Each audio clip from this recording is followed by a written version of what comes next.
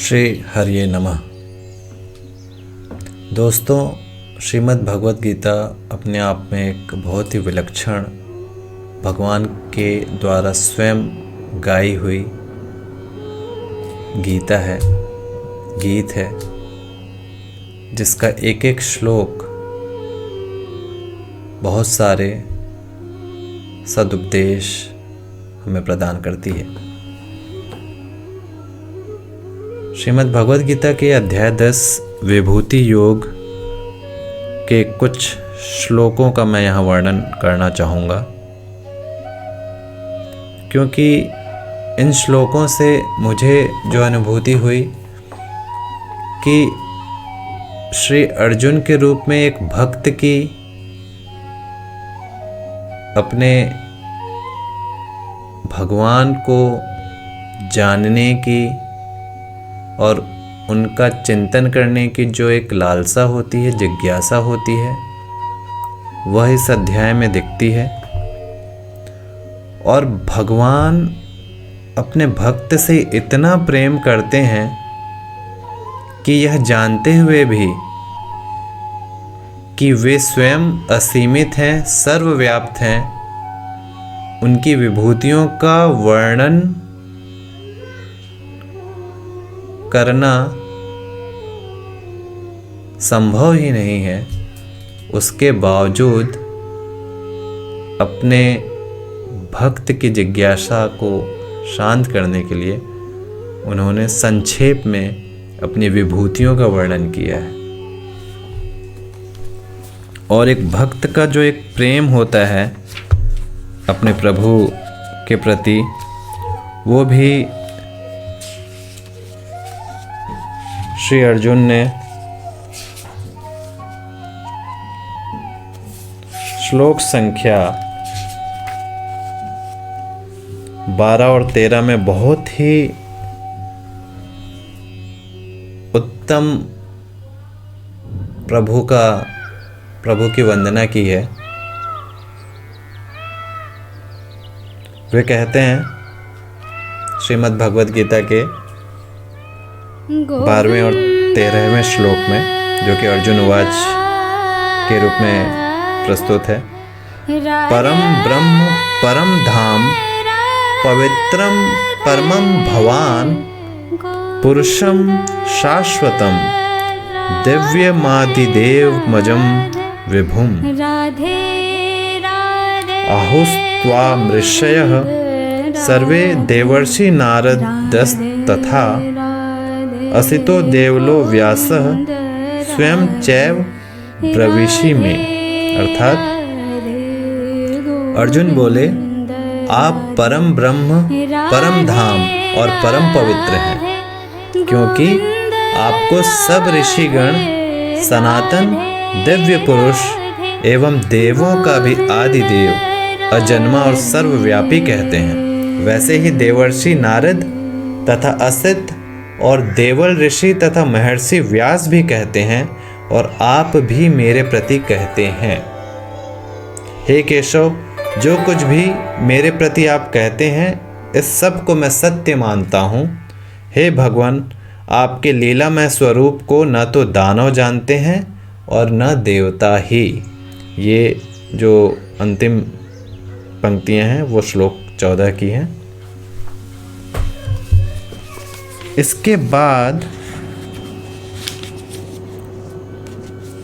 श्लोक संख्या 18 में श्री अर्जुन कहते हैं कि विस्तरेणात्मनो योगम विभूतिम च जनार्दन भूयः कथय तृप्तिर्हि शृण्वतो नास्ति मे मृतम।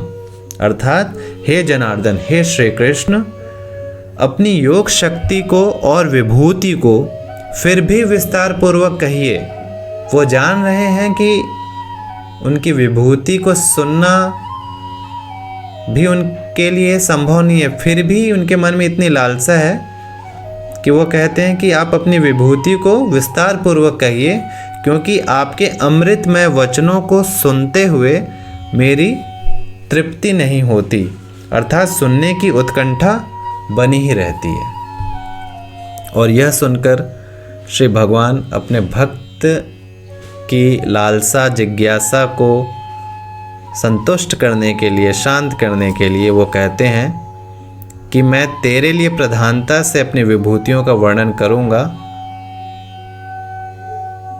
क्योंकि मेरे विस्तार का अंत नहीं है, फिर भी मैं संक्षेप में इसका वर्णन करूंगा।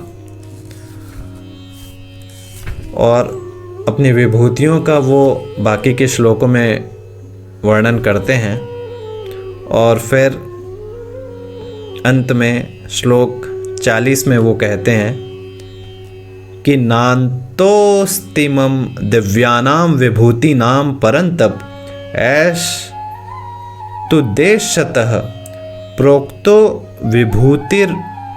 विभूति विस्तरो मया।